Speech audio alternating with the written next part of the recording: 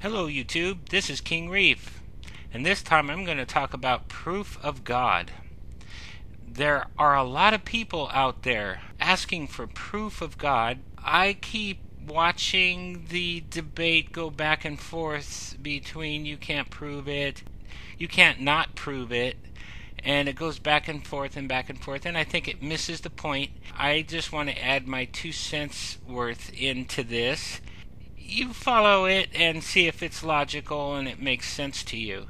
Some of you who are expecting fireworks may be severely disappointed, but I'm adding these things for the thoughtful people who want to discuss this on a level perhaps of people who tend to think. There are people on both sides who don't have that tendency.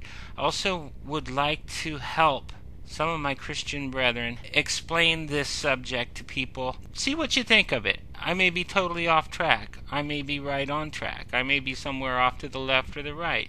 Let me know. I've got open ears and I don't delete people for disagreeing with me.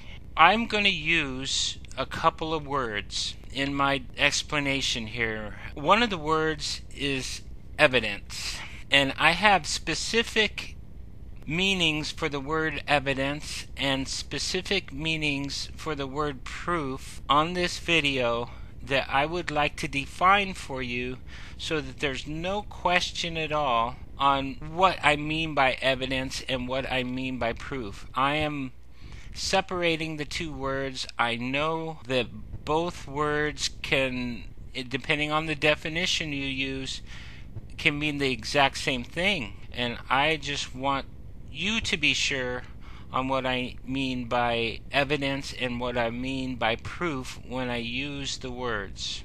What I mean by evidence. When I use the word evidence on this video, I am using dictionary.com definitions for anybody who wants to look it up. Evidence. 2. Something that makes plain or clear an indication or a sign. 3. Law. Data presented to a court or jury in proof of the facts in issue, and which may include the testimony of witnesses, records, documents, or objects. 5. To support by evidence. Now, what I mean by proof when I use the word proof on this video. Proof. 1. Evidence sufficient to establish a thing is true, or to produce belief in its truth. 4. The establishment of the truth of anything, demonstration. 5. Law. In judicial proceedings, evidence having probative weight. Probative weight or value is evidence which is sufficiently useful to prove something important in a trial. Those are the definitions of those two words, evidence and the word proof, for the rest of what I'm about to say. Many people are asking for proof of God. Sometimes they ask for evidence, and sometimes they ask for proof. If evidence is desired, all they have to do is pick up a Bible dictionary or encyclopedia and see that there are Google searches worth of evidence, as in way too much information to read in 1 or 10 sittings. The amount of evidence of God is tremendous, and testimonial evidence does not even have to be looked at until all the historical and archaeological evidence is exhausted. So those who ask for evidence are revealing themselves to be lazy studiers and lazy thinkers. They do not want to approach the subject logically. I think that it is because they have already made up their minds. They do not gather the evidence and deduce the evidence with axiomatic and systematic intellectual honesty. They really don't want to know the truth. You should not hear too much about evidence for the rest of this video as defined as it is at the beginning of this video. So now, the proof of God, where the proof is and who to go to get it. This has been my experience. I also see that the lack of evidence that many claim as being the truth is explained in the Bible. God did not give many people the proof. He only gives the proof to those who trust Him.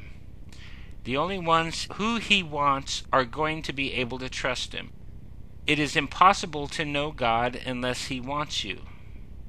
He does not want everybody, so God holds on to the proof. He only gives the proof to those who He wants. It is against human nature to want to know God. God will give the proof to those He wants to give the proof to. The proof of God is given through His Spirit. He will not give His Spirit to those He does not want.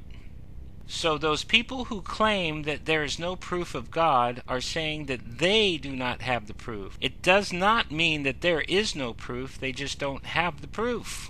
If they say that they don't have the proof, then they are saying the truth. God did not give them the proof. Esoteric is a good word to describe the situation I am talking about.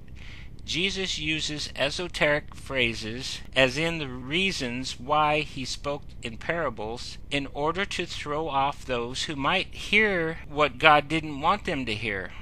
All this means is that God does not include most people in the world in His plan for salvation.